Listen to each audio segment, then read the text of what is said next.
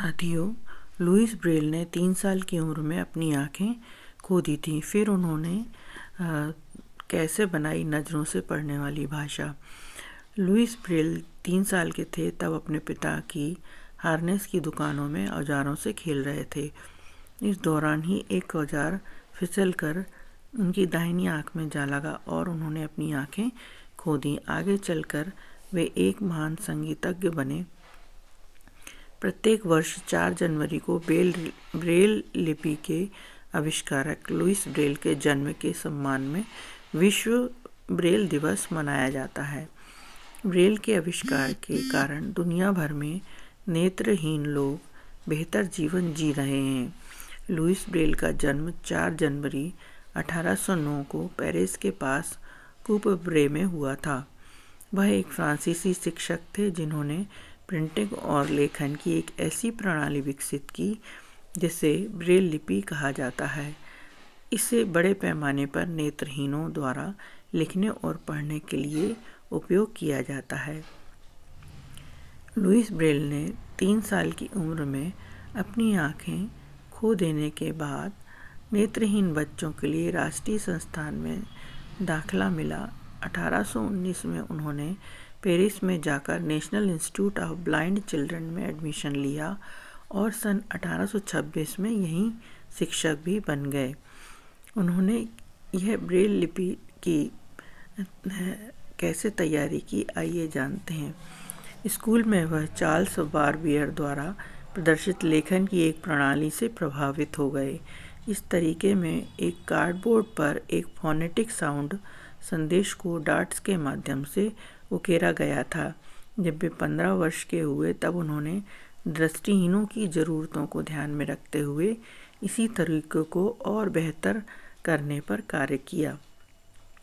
बाद में उन्होंने एक पूरी प्रणाली को विकसित किया जिसमें विभिन्न संयोजनों में 6 डॉट कोड होते हैं और उन्हें म्यूजिकल नोटेशन के तहत ढाला जाता है।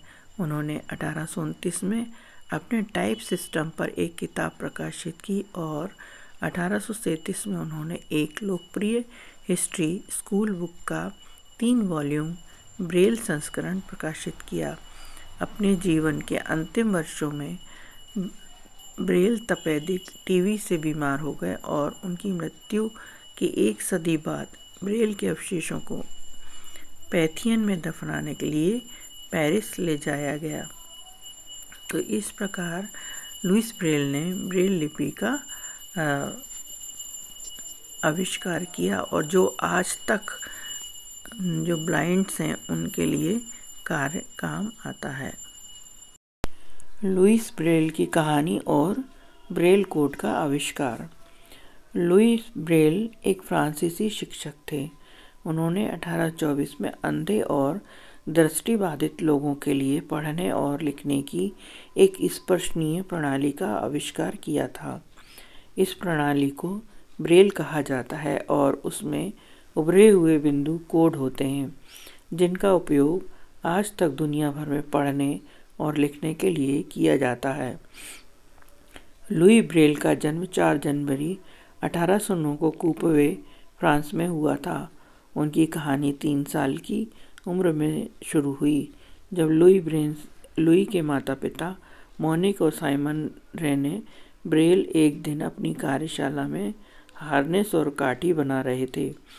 लुई ने कार्यशाला से एक सुई उठाई जिससे खेलना शुरू कर दिया और गलती से अपनी एक आँख को उससे घायल कर लिया। दोनों आँखें संक्रमित हो गईं जिसके परिणाम स्वरूप 5 वर्ष की आयु तक वे पूरी तरह अंधे हो गए। लुई के माता पिता चाहते थे कि वह शिक्षा प्राप्त करे और उन्होंने अपने बेटे का दाखिला गांव के स्कूल में कराया जहां लुई ने सुनकर सीखा।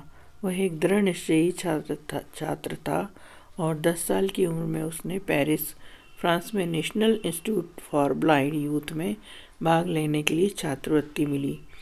वहां रहते हुए छात्रों से फ्रांसीसी सेना अधिकारी चार्ल्स बारबियर से मुलाकात की जिन्होंने छात्रों को 12 डॉट क्रिप्टोग्राफी प्रणाली से परिचित कराया जिसे उन्होंने सैनिकों के लिए रात के समय युद्ध के मैदान में संचार के लिए इस्तेमाल करने के लिए बनाया गया था। उनकी प्रणाली में विभिन्न प्रतीकों का प्रतिनिधित्व करने के लिए 12 उभरे हुए बिंदु के विभिन्न संयोजन शामिल थे। लुई ब्रेल ने सोचा कि स्पर्शनीय कोड प्रणाली एक महान विचार है। यह पढ़ने और लिखने के एक ऐसे रूप का आधार हो सकता है जो अंधे लोगों के लिए उपयोगी हो सकता है। 12 से 15 वर्ष की आयु से लुईस ने अधिकारी बारबियरी की प्रणाली का ध्यानपूर्वक अध्ययन करना शुरू किया और केवल 6 बिंदु कोड का उपयोग करके एक सरल प्रणाली विकसित की ताकि अंधे व्यक्ति महसूस करने और पढ़ने के लिए एक ही तर्जनी का उपयोग कर सके। उनकी प्रणाली में केवल 6 बिंदु थे। 3 बिंदु एक दूसरे के बगल में लंबवत पंक्तिबद्ध थे और उन्होंने विभिन्न अक्षरों और विराम चिन्हों को बिंदुओं के विभिन्न संयोजन दिए। तब से लुईस ने कक्षा के बाहर हर जागने का पल कागज में छेद करने में बिताया। विडंबना यह है कि एक सुई से जिसने गलती से उसे अंधा कर दिया था, उन्होंने अब ब्रेल प्रणाली पूरी कर ली थी, जो कुल 64 प्रतीकों की एक स्पर्शनीय पढ़ने और लिखने की प्रणाली थी। ब्रेल सिस्टम को पहली बार 1924 में लुई के साथियों के सामने प्रस्तुत किया गया था। लुई और उसके सहपाठियों को अब बड़े उभरे हुए अक्षरों और संख्याओं को ट्रेस करने की धीमी प्रक्रिया से नहीं सीखना पड़ेगा। ब्रेल को संस्थान के निदेशक द्वारा समर्थन दिया गया, जब तक कि स्कूल के एक नए निदेशक ने 1840 में इस पर प्रतिबंध नहीं लगा दिया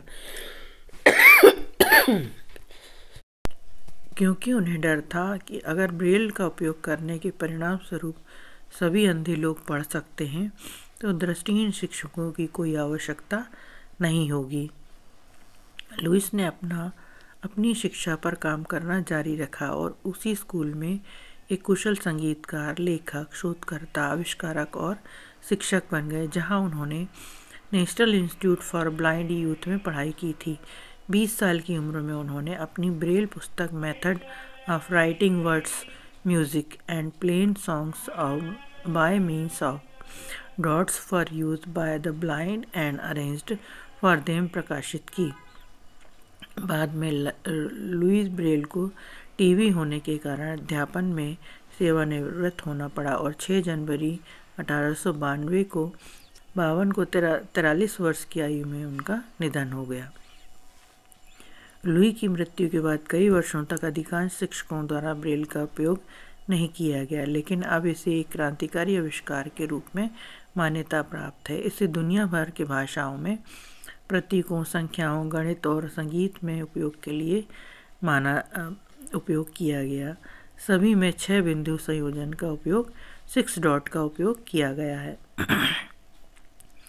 लुई ब्रेल को 2009 में ब्रेल लिपि की द्वितीय शताब्दी के लिए विश्व भर में मनाया जाता है। वे एक मान्यता प्राप्त प्रतिभा हैं जिनके जन्मदिवस पर हर वर्ष 4 जनवरी को लोग मनाते हैं।